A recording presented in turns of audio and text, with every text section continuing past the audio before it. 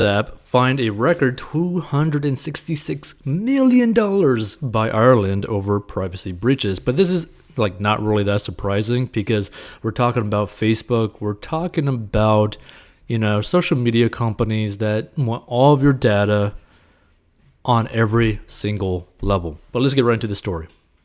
So Facebook's WhatsApp was fined a record 225 million euros or $266 million by the Irish data protection regulator on Thursday after the EU privacy watchdog pressured Ireland to raise the penalty for the company's privacy breaches.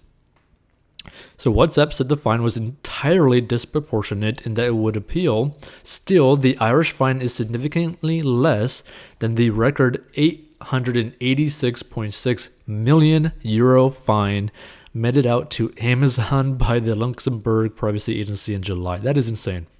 So Australian privacy campaigner Max Schrems, who has taken on Facebook in several privacy cases, said the initial fine was 50 million euros.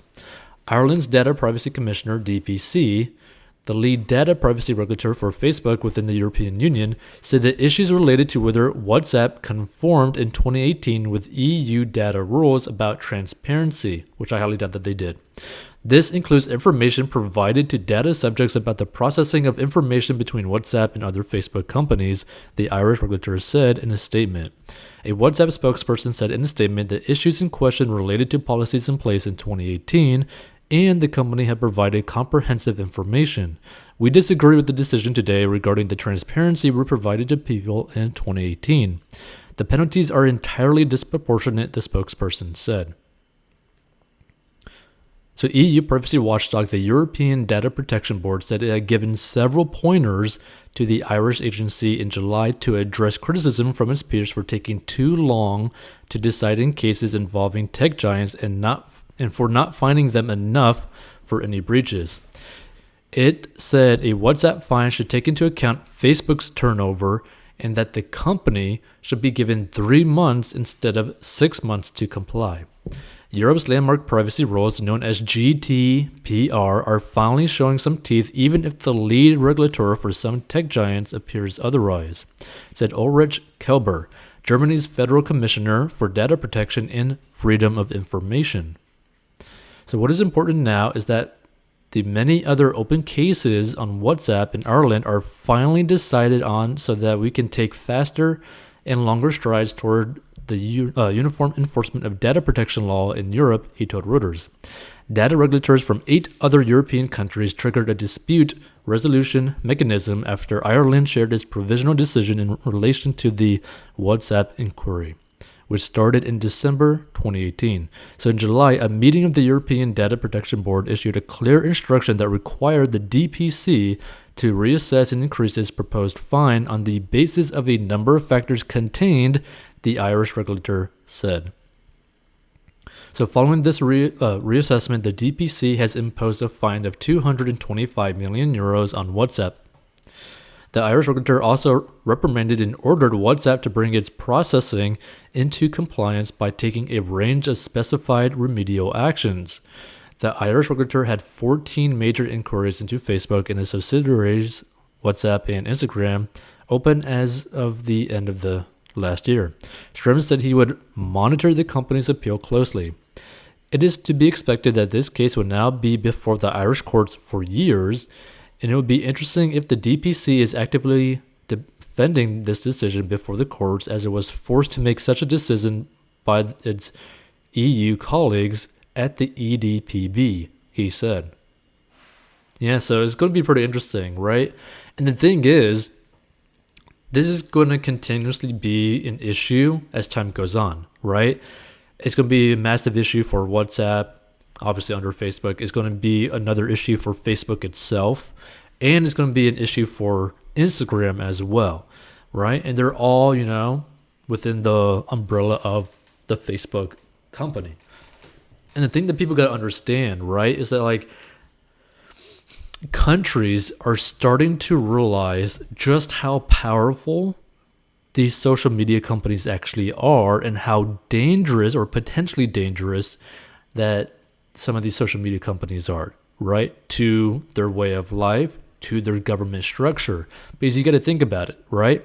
Social media companies are so strong, right, that they could ban a sitting president and a former president from social media. Think about how crazy that actually is, right? Which means it's not that much of a stretch for social media to potentially control or sway elections in all different countries, to basically sway the ideology of the whole world in one direction. So I think more and more countries are starting to realize that, like, hey, wait a minute.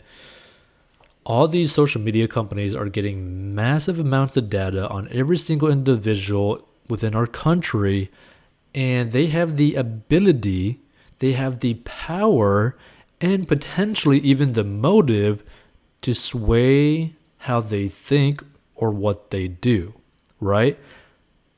So it's going to be very interesting to see what ends up happening when it comes to like social media and how countries end up like reacting to social media. I believe there's some countries already banning Facebook completely from their whole country as of now. But it's going to be interesting. Like, is every single social media company going to be banned, or is just certain social media companies going to get banned, right? Like, like TikTok from like India, for example. I think it's just going to be very interesting. And, a lot of people might have like different views about this, right? But anytime you open up your social media account, you got to like take a step back and ask yourself, okay, do I understand that I'm using this app and it's not actually for free, right? Some people are under the assumption that it's actually for free that they're using this app. That's not really the case, because the long-term value of you as a customer to these social media companies could potentially be hundreds of thousands of dollars per individual, right? Because you got to think about how much money are companies willing to spend in advertising to market specifically to you, right? Because depending on who you are, how old you are, what job you're doing for the rest of your life, you could be increasing the long-term value or the lifetime value, the LTV of you to Facebook, right? So if Facebook kind of like views people all in like a specific country, like, oh, the average lifetime value of, everyone in this country is like, $10,000 after like 3 years or something like that, right? Or this other country, the lifetime value is like $100,000 after 5 years, right? So they're going to focus more on that country that generates the most amount of money, and potentially try to sway things in that other country to try to increase that lifetime value to the $100,000 figure, right? And I'm just saying like large numbers as like an example, but that's the way to really look at it. Like, these companies don't really look at you as like an individual. They look at you as basically like a piggy bank that they could like smash and tape up and then smash and then tape up each and every time, right? Or basically like an ATM that they could just keep on clicking, okay, to just print out more and more money, right? So just think about it like that, right? You're basically an ATM for all the social media companies, and they're going to do everything they can to control your data and use that data to make money off of you, right? For example, if you click on this video, right, you're probably later on you're going to get hit with like some sort of ad or something for some specific product related to this type of content, right? And it's probably going to be like financial based. But we'll see you in future episodes. If you want to learn how to get out of debt and just not really care about social media, go check out 40inbox.com. Because once you're debt free, you have a lot less stress and you can pretty much do whatever you want in life.